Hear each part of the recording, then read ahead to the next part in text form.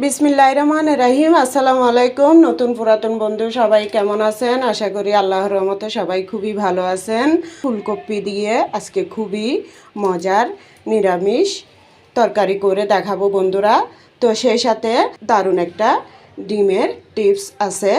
টিপসটা হচ্ছে বন্ধুরা, এই ডিমটা কখন খেলে ভালো হবে? সবজি রান্নার পরে দিয়ে দেব। এখনই দিতে পারতাম, এটা কিন্তু এখনও আমি সিদ্ধ করি নাই। সিদ্ধ করার পরে আপনাদের সাথে আমি টিপসটা শেয়ার করব। খুবই দারুণ একটা টিপস। এখানে কাঁচামরিচ আছে, হলুদ সর্ষে আছে, এগুলো ভিজার দিয়ে দিছি। সবজিতে স্বাদ অনুযায়ী যতটুকু ঝাল দেব আর সর্ষে দেব অতটুকু নিয়ে নিছি। তো এগুলো আমি একসাথে বেটে নেব, সর্ষে আর কাঁচামরিচ। তারপর ফুলকপিটা আমি কেটে নিই, পরিষ্কার করে নিই, ধুয়ে তারপর ডিমটাও সিদ্ধ বসাই দিই। তার পর্যায়ে আমি বাগার দেওয়ার আগে সিক্রেট মশলা দেব। এই মশলার কারণে কিন্তু এই সবজিটা খেতে অনেক মজার হয়। নিরামিষ সবজি রহমতের 10 রোজা পার করে মাগফিরাতের 11 রোজার সেহরি খাওয়ার জন্য রান্নাটা শুরু করে দিলাম। এ তো দেখুন, আমি কড়াই বসাই দিছি, কড়াইয়ের মধ্যে সয়াবিন তেল দিয়ে দিছি স্বাদ অনুযায়ী অল্প করে, পরে আবার বাগার দিব তাই অল্প করে দিলাম এখানে। তো বন্ধুরা দেখুন, তেলটা বেশি গরম হয়ে গেছে, তাই দেওয়ার সাথে সাথে আদা বাটাটা লাল লাল হয়ে গেছে। এখন আমি পেঁয়াজ বাটা দিয়ে দিলাম অল্প করে। তো এদিকে দেখুন ডিমটা সিদ্ধ হয়ে গেছে।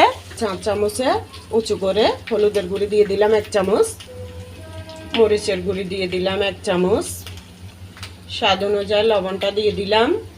পেঁয়াজ বাটা দিছি যে ওইটার কাঁচা গন্ধ যাওয়ার পর দিলাম হলুদের গুঁড়ি আর মরিচের গুঁড়ি।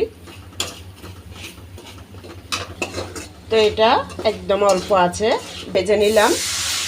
এরপর একটু মশলা বাটার পানিটা দিয়ে দিলাম। তো এই তো বন্ধুরা, 2টা আলুকে আমি একটাকে 4 ফালা করে নিছি, এখন দিয়ে দিলাম। তো এর আগে মশলাটা আমি 1 মিনিট পর্যন্ত পানিটা শুকানো পর্যন্ত কষিয়ে নিলাম। তো দেখুন, আমি ফুলকপিটা ভালো করে ধুয়ে অনেকক্ষণ ভিজায় রাখছি। ভিজা রাখলে কোনো পোকা থাকলে, কোনো ময়লা থাকলে বের হয়ে যায়। তারপরে আমি ভালো করে দেখে নিছি। ফুলকপি রান্না করতে অনেক সাবধানে করতে হয়, অনেক সময় ভিতরে পোকা থাকে। তো এখন আমি ফুলকপিটা ভালো করে ধুয়ে দিয়ে দিলাম।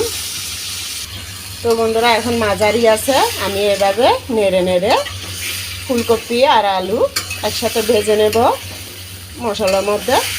এভাবে আমি 3-4 মিনিট পর্যন্ত মশলার মধ্যে কষিয়ে নিলাম। এমনভাবে কষিয়ে নিতে হবে যাতে আমরা তেলের মধ্যে যেভাবে ভেজে নিই, শুধু তেলের মধ্যে লবণ আর হলুদ দিয়ে, ওভাবে না ভেজে এভাবে যদি ভাজেন তাহলে খেতে খুবই ভালো লাগে। শুধু তেলের মধ্যে ভাজাটা একরকম হয়, মশলার মধ্যে ভাজা করলে এরকম অন্যরকম খেতে হয়। তো আপনাদের যদি ভালো লাগে আমার এই রান্নাগুলো, আপনারা নিজেরাই করে দেখবেন এভাবে, তাহলে বুঝতে পারবেন কোন রান্নাতে কিভাবে করলে কেমন মজার হয়। 2টো কাঁচা টমেটো দিয়ে দেব, একটা একটু পাকা আর একটা একদম কাঁচা। তো আবার আমি ভালো করে টমেটোটা দেওয়ার পরে 1 মিনিট পর্যন্ত খুবই অল্প আছে এভাবে ভেজে নেব। এখন আমি গরম পানি দিয়ে দিচ্ছি, যেহেতু বন্ধুরা এটা সিদ্ধ হতে হবে। সিদ্ধ করার জন্য আমি এখানে অল্প করে পানি দিয়ে দিচ্ছি। তো এটা সিদ্ধ হোক।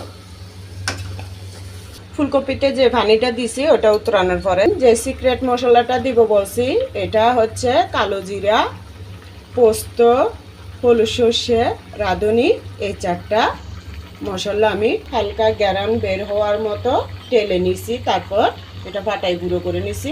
এখানে আমি একদম অল্প করে দিয়ে দিলাম, আধা চামচ থেকে কম দিলাম। তো এটা দিয়ে এখন আমি কিছুক্ষণ ঢাকনা দিয়ে ঢেকে দেব। তো ঢেকে দিলাম, এর আগে কিন্তু আমি একবারও ঢাকা দিই নাই। তো বন্ধুরা 20 সেকেন্ড 30 সেকেন্ডের পরে আমি ফুলকপিটা নামাই রাখছি। এখন 2টা তেজপাতা দিয়ে দিই, এরপর পেঁয়াজ কুচি দিয়ে দিই। এখন বন্ধুরা পেঁয়াজটা আমি সয়াবিন তেলের মধ্যে ভালো করে বেরেস্তার মতো করে নেব। আমি কিন্তু আবারও সয়াবিন তেল দিয়ে দিচ্ছি বন্ধুরা অল্প করে। তো এখানে যেহেতু আমি সর্ষে বাটা দেব, তাই সর্ষের তেলটা দিলাম না, আপনারা চাইলে সর্ষের তেলটা দিতে পারেন। বেরেস্তার মতো করে নিলাম। তো বন্ধুরা, কাঁচামরিচ আর সর্ষে দেখাইছি যে ওইটা কিন্তু আমি সবগুলো দিচ্ছি না, অর্ধেকটা দিচ্ছি, কারণ ফুলকপি কিন্তু কম, রোজার দিনে কমই রান্না করতেছি। আমি যে প্রসেসে রান্না করতেছি এই প্রসেসে কিন্তু আপনারা বেশিও রান্না করতে পারেন, কমও রান্না করতে পারেন, খেতে কিন্তু খুবই ভালো হয়। তো বন্ধুরা, আরেকটু দিয়ে দিলাম, কারণ এখানে কিন্তু কাঁচামরিচটাই বেশি বাটা। সাথে সাথে একটু ধনিয়া পাতা কুচি দিয়ে দিলাম। এটা শুধু জাস্ট পানিটা শুকানো পর্যন্ত নেড়ে চেড়ে নেব। আর কাঁচামরিচ আর সর্ষে কিন্তু এত বেশি কড়া করে ভাজার দরকার নেই। ধনিয়া পাতাটা পানিটা টেনে গেছে, এখন আমি ফুলকপিটা দিয়ে দিচ্ছি। দিয়ে জাস্ট এভাবে উল্টে পাল্টাই দেব। এখন ফুলকপিটাও কিন্তু সিদ্ধ হয়ে গেছে, আলুটাও সিদ্ধ হয়ে গেছে, আমি দেখছি, আপনারা দেখেই বুঝতেছেন। তো এভাবে আমি শুধু 1 মিনিটের জন্য মাঝারি আঁচ থেকে কম আঁচে ঢেকে দেব। এই তো বন্ধুরা, 1 মিনিট হওয়ার সাথে সাথে আমি কিন্তু চুলাটা অফ করে দিছি। এই তো বন্ধুরা, দেখুন ফুলকপিটা কত সুন্দর হয়ে গেছে। 2টা আলু দিয়ে এমন দারুণ একটা রেসিপি করলাম, নিরামিষ ফুলকপির রেসিপি। তো বন্ধুরা, কেমন হয়েছে কমেন্টে জানাইয়েন। খুবই সুন্দর, লবণ টবণ সব পারফেক্টলি, খুবই ভালো হয়েছে খেতে। তো আপনাদের ভালো লাগলে এইভাবে একবার হলে করে দেখবেন। এরপরে দেখুন, এই যে ডিমের কথা বলছি আমি, ডিমটা আপনারা রোজার মধ্যে কিভাবে খাবেন এটাই আমি বলবো। আমার নিজের অভিজ্ঞতার থেকে আমি বলতেছি, আমি রোজার মধ্যে সেরির সময় ডিম খাওয়ার পরে আমার সারাদিন একটা হেঁচর মানে ঢ্যাক উঠে, আমরা ঢ্যাক বলি ওইটাকে গলার মধ্যে।